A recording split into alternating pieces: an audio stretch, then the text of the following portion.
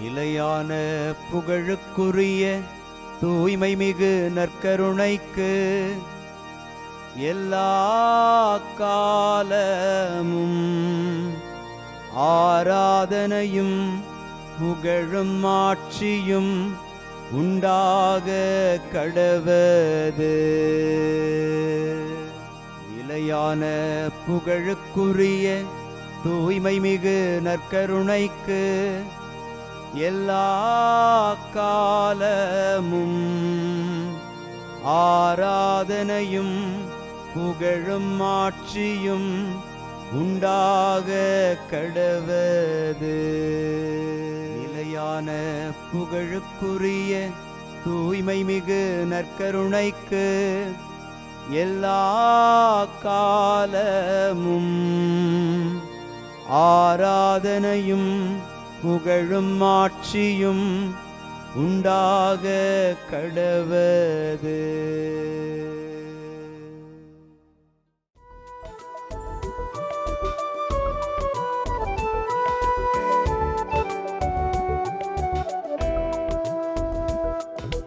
எபினேசரே ஆராதனை, என் துணையாளரே ஆராதனை.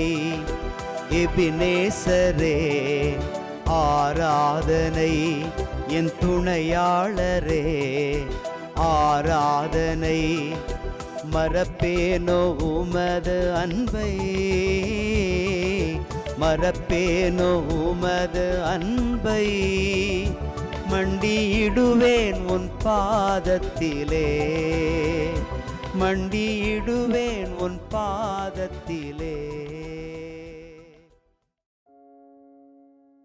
ஆண்டவருக்குள் பிரியமான சகோதர சகோதரிகளே, இன்று ஆகஸ்ட் மாதம் 23ஆம் தேதி சனிக்கிழமை.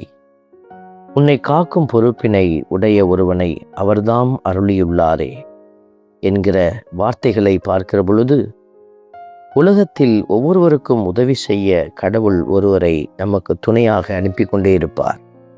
கடவுளை நம்புகிற பிள்ளைகள் அதை அறிந்து கொள்வார்கள். இதோ ரூத்துவுக்கு போவாஸ் என்கிற ஒரு மனிதர் வழியாக வாழ்வு கிடைத்தது.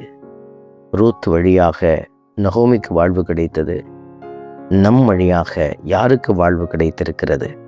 சிந்தித்து ஆண்டவருக்குள் மன்றாடி செபிப்போம். ஆண்டவருக்கு அஞ்சி நடப்பவர் ஆசி பெற்றவராயிருப்பார். ஆண்டவருக்கு அஞ்சி நடப்பவர் ஆசி பெற்றவராயிருப்பார். இன்று திருப்பாடல் 128 நமக்கு அருளப்பட்டிருக்கிறது. ஆண்டவருக்கு அஞ்சி நடப்பவர் ஆசி பெற்றவராயிருப்பார். ஆண்டவருக்கு அஞ்சி நடப்பவர் என்கிற வார்த்தை வெறுமனே கட்டளைகளை கடைபிடிப்பது மட்டுமல்ல, அதை உண்மையாய் கடைபிடிப்பது, பசித்திருப்பவருக்கு உணவளிப்பது, இரக்கம் தேவைப்படுவோருக்கு இரக்கம் கொடுப்பது, இப்படிப்பட்ட நற்கிரியைகளால் நம்மை அணி செய்து கொண்டு நாமும் கடவுளுக்கு அஞ்சிய பிள்ளைகள் என்பதை அடையாளப்படுத்த முன்னேறி செல்வோம்.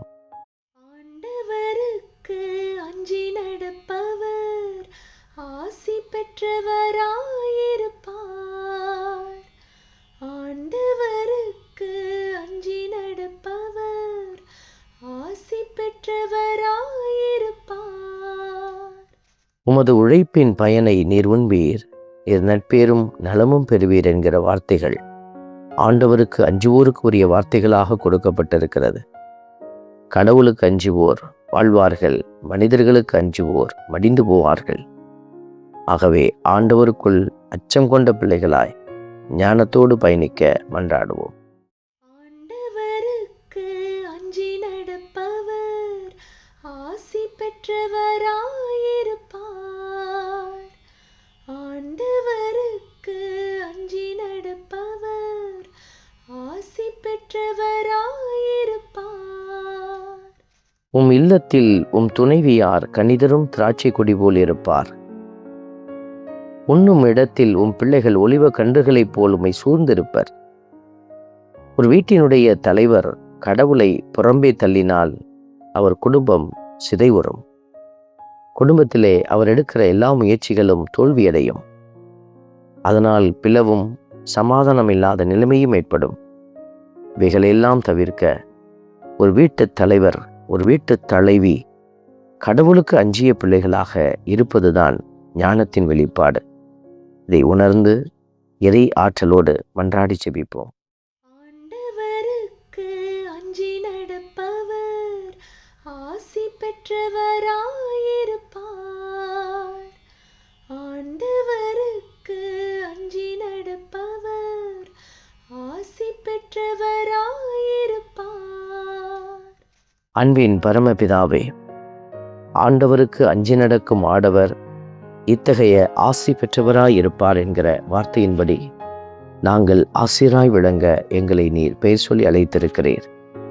எங்களுடைய வாழ்நாள் எல்லாம் உமக்கு சான்று பகருகிற சாட்சியாய் விளங்க உம்மிடத்திலே அச்சத்தை கொண்டு வாழ்கிற பிள்ளைகளாக நாங்கள் பயணித்து ஞானத்தை உரிமையாக்கிக் கொள்ள உதவியருளும். ஆமென்.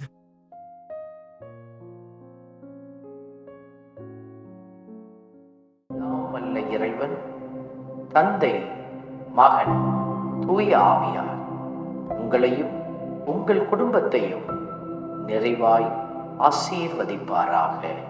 ஆமென்.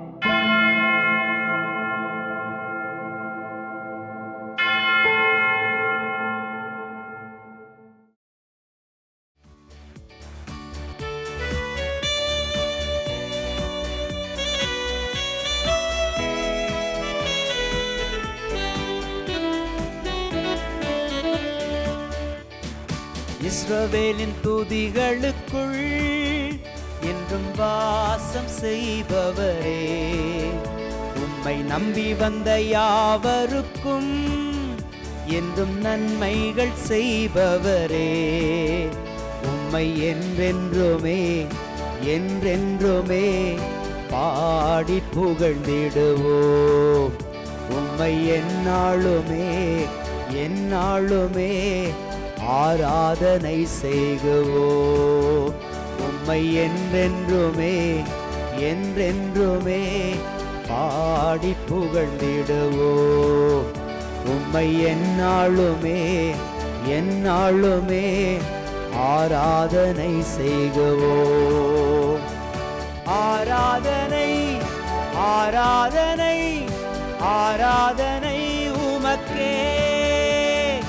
அல்லேலூயா அல்லேலூயா, துதி மகிமை உமக்கே.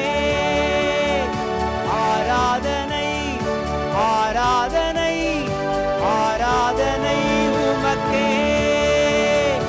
அல்லேலூயா அல்லேலூயா, துதி மகிமை உமக்கே.